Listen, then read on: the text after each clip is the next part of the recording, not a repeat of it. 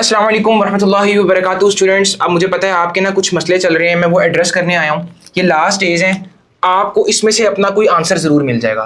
आपका जो भी मसला है मुझे नहीं पता, लेकिन इसमें से आंसर मिल जाएगा, मुझे इतना पता है। आपको थोड़ा सा रास्ता क्लियर हो जाएगा। मैं आपकी ना अभी सबसे ज़्यादा जो कॉमन मिस्टेक चल रही हैं, आपके जो कॉमन मसले चल रहे हैं, सबसे पहला मसला आप शफल रहते हो पूरे दिन में। मतलब आपको ना वो दिल में वो एक सीक्वेंस नहीं होता। जैसे आपको होता है ना कि आपको फॉर एग्जांपल एक बंदा बोले कि अभी ना तुमने ये काम करना है, इस ड्यूरेशन तक फिर तुम ये करो, उसके बाद फिर हम ये करेंगे। अच्छा ये हो गया, अब तुम ऐसे करो, अब हम ये करेंगे। वो एक सीक्वेंस से दिन चल रहा होता है। आपका ना दिन का सीक्वेंस नहीं है। मतलब आपको एक शफल्ड फीलिंग आ रही होती है, एक बेसुकूनी सी, बेचैनी सी होती है आपके दिल में। अगर आपका ये मसला है ना, मैं कुछ हल बता रहा हूं। अपनी सबसे पहले ना पांचों नमाजें टाइम पे करो। जब आप कोई नमाज लेट कर रहे हो ना, लिटरली अंदर ना बेचैनी होती है। मैं खुद इस चीज को एक्सपीरियंस करके आपको बता रहा हूं। सबसे पहले अपनी नमाजें टाइम पे करो। जब आप टाइम पे उठ के नमाज पढ़ोगे ना, वो एक जो जो आपको डोपामीन आएगा, उसका सबसे पहला कनेक्शन अल्लाह ताला के साथ बनाना है हमने। ऐसी है तो अपनी नमाजें पहले एक्यूरेट परफेक्ट करो। उसके बाद नमाज के बाद ना तस्बीह करो, थोड़ी सी तस्बीह फातिमा करो, अस्तगफिरुल्लाह की तस्बीह करो। एक ना मेडिटेशन वाली स्टेट में लेके आओ अपने आप को। इससे क्या होगा? इससे क्या हल निकल आएगा? नहीं, इससे आपको ना चीजें क्लियर होंगी कि आपका मसला कहां पे है। आप शफल क्यों हो रहे हो, क्यों आपके दिमाग में एक स्टॉर्म सा चल रहा है हमेशा। आपका ये मसला दूर हो जाएगा। ये इन चीजों की अपनी आदत बनाओ। एक और चीज इसके साथ जो एक लिंक है, अपने रात के सोने का शेड्यूल। एंड डेज में ना आपकी स्लीप बहुत मैटर करती है, बहुत मैटर करती है। स्लीप आपकी इस तरह होनी चाहिए। ये एक चीज है जो सारों के लिए मैटर करेगी। अगर कोई कोई कोई हिसाब नहीं है उसके दिन का, वो एक्सेप्शंस को अपना स्टैंडर्ड ना बनाओ। ठीक है, स्टैंडर्ड क्या होना चाहिए कि अपना जो शेड्यूल है, एक एक वक्त पे सोना है, एक वक्त पे उठ रहे हैं। अब आप बोलोगे अगर एक दिन का काम ही नहीं हुआ तो हम सो क्यों जाए?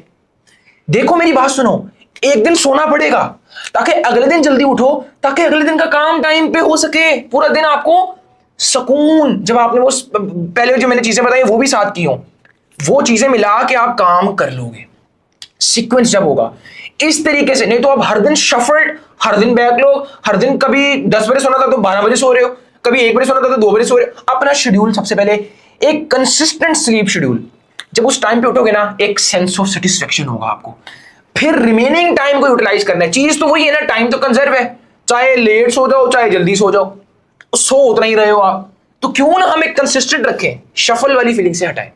मेरे ख्याल से आपको समझ आ गई है कि आपका ये मसला था। इसके अलावा अब आप लोग कर रहे हो रिविजन्स। अब एक मसला आपका हो गया, अब आपका मैं दूसरे मसले की बात करूं। ये मार्कर समझ लो आपके मसले हैं। दूसरा मसला आपका क्या है? दूसरा मसला आपका ये है कि आप ना रिविजन्स कर रहे हो, प्रिपरेशन कर रहे हो, ठीक है, उसको मैं बाद में डिस्कस करता हूं। मसला आपका ये है, आप टेस्ट देखते हो, टेस्ट सॉल्व कर रहे हो, एमसीक्यू की स्टेटमेंट ही देखते हो। अभी बड़ा कोई पैराग्राफ लिखा हुआ है, वो देखते हो, अभी पढ़ा नहीं, अभी समझा नहीं है, वो देख के वैसे ही आपका दिमाग समझ लो शॉर्ट सर्किट हो गया, पता ही नहीं कुछ, वैसे ही कंफ्यूज हो गए कि पता नहीं क्या हो गया इसमें। आपके टेस्ट में 180 क्वेश्चंस, फॉर एग्जांपल 180 है ना, तो 160 क्वेश्चंस अगर आउट ऑफ सिलेबस भी है ना, तो मेरिट किसने डिसाइड करना है? 20 क्वेश्चन में जो रिमेनिंग है। वो असल में आपको पैनिक, आप उसमें पैनिक हुए, अपने मेन नंबर आप वहां से छोड़ गए। अगर किसी भी टेस्ट में कोई आउट ऑफ स्कोप चीज आ रही है, कोई मुश्किल आती है, कुछ भी होता है, आप जहां भी जा रहे हो, कुछ भी होता है, आपने देखना है अगर वो बहुत ही आउट ऑफ स्कोप है तो वो आपको ये सिखा रहा है कि पैनिक नहीं होना।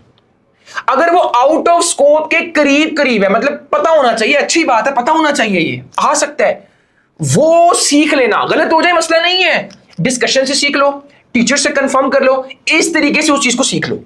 फायदा क्या होगा उससे? आपको अपने और बेसिक कॉन्सेप्ट्स रिफाइन होकर मिलेंगे। आपको पता भी नहीं होगा, आपके सामने और क्लैरिटी के साथ कॉन्सेप्ट्स रखे आ जाएंगे ऑटोमेटिकली। ये दो चीजों में फर्क करो। स्ट्रेस नहीं लेना कि नंबर नहीं आ रहे एक्सेट्रा, नंबर नहीं आ रहे उसकी हमेशा रीजन पे जाना है। क्या रूटीन खराब है, शफल रह रहे हो पूरे दिन, रिवीजन सही तरीके से नहीं कर रहे। अब आपका तीसरा मसला, जब आप रिवीजन की तरफ आते हो, आप कहते हो कि एक दिन में फॉर एग्जांपल इतना जो टारगेट बनाया वो हो नहीं रहा।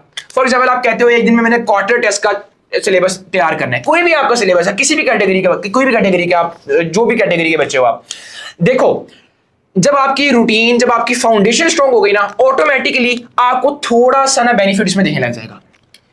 आपने रिवीजन शुरू कर दी है अपनी शॉर्ट लिस्टिंग से, आपको बीच में बड़े स्मूथली जा रहे हो, बड़े फ्लो के साथ रिवीजन हो रही है, एक जगह आती अटक जाते हो। क्यों? क्योंकि उसमें कॉन्सेप्ट वीक है, वहां पे दिमाग लगाना पड़ रहा है, मतलब अटक क्यों नहीं समझ आ रही। उसका ये तरीका है, वहां पे उस पे अभी टाइम ना लगाओ, अपने पेपर पे लिख लो कि इस पेज नंबर 224 की ये वाली लाइन आपकी अभी सही तरह नहीं समझी हुई, उसको साइड पे कर लो। एक अपना फ्लो नहीं तोड़ना, अपना फ्लो कंसिस्टेंट होकर रिवीजन करो। फॉर एग्जांपल बायोलॉजी का आप क्वार्टर टेस्ट तैयार कर रहे हो, 5 चैप्टर्स हैं आपके कल के टेस्ट में, 4 घंटे में तैयारी करनी है, तो आप फ्लो के साथ जाओ, अच्छे से हाइपर एक्टिव होके, ये नहीं कि आराम से बैठे हो किताब खोली हुई है, हाइपर एक्टिव होके और सुकून में हाइपर एक्टिव बस। अच्छा सही है, ओके ओके, इस तरीके से अपनी बॉडी लैंग्वेज वैसी बनाओ। अच्छा ये हो गया।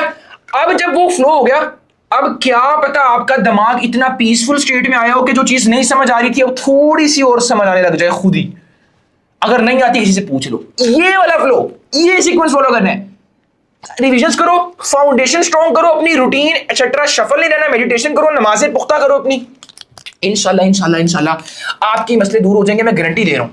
आपका भाई गारंटी दे रहा है, यकीन करना पड़ेगा आपको। ओके, नहीं तो फिर क्या है, उसी स्टेट में करी जाओ काम, एमटीकैट भी हो जाएगा, मेरिट लिस्ट भी लग जाएगी। उसके बाद आप फिर ये सोच रहे होगे मैं इंप्रूव करूं, मैं चलो ना इस फील्ड में जाता हूं, मैं ना चलो ये वाली फील्ड में जाता हूं। जो वक्त हाथ में है ना उसको यूटिलाइज करना सीखो। ग्रेप्स आर सोर हर बंदा कर लेगा, हर बंदा सिखाएगा भी आपको ग्रेप्स आर सोर। मुख्तलिफ लोग कहेंगे यार आपके लिए ये रखा होगा, ये करंट टाइम को यूटिलाइज करो। देखो सारा कुछ छोड़ के हर चीज का सॉल्यूशन आपके दिमाग में है। कोई मसला आ रहा है उसकी रीजन के पास जाओ, स्ट्रेस नहीं लेना। जो आप टाइम स्ट्रेस पे जाया करोगे, समझ लो जो आपने टाइम आज तक वेस्ट किया ना उसमें एडिशन कर रहे हो आप। तो इसलिए ये कुछ मसले थे आपके, फोकस रहो, इंशाल्लाह कर लोगे। क्वालिटी के साथ अपनी चीजें सीखो, ये आपने स्टेप्स फॉलो करने भूलना नहीं है इनको।